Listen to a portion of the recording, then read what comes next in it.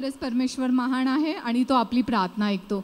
या भावाची अशीच साक्ष आहे। भाऊ म्हणतो की त्यांना एक मुलगा आहे आणि दुसऱ्यांदा त्यांची मिसेस प्रेग्नेंट होती।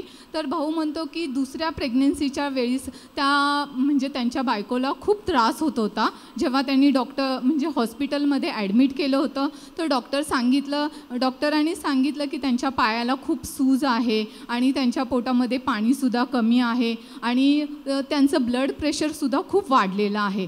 पण भाऊ आपला विश्वासू आहे आणि त्यांची बायकोसुद्धा विश्वासू आहे। ते अगदी विश्वासूपणे आपल्या चर्चमध्ये येत आहे, आपल्या पास्टरांचं वचन ऐकत आहे आणि भाऊ म्हणतो की जसे पास्टर आपले मंगळवारी इथे स्टेजवरून प्रार्थना करतात, आम्हीसुद्धा दोघंजण मिळून विश्वास ठेवत होतो आणि माझी बायको पण पोटावर हात ठेवत होती आणि विश्वासाने तीसुद्धा कबूल करत होती की माझी डिलिव्हरी नॉर्मल होणार आणि आम्हाला सुंदर मुलगी होणार।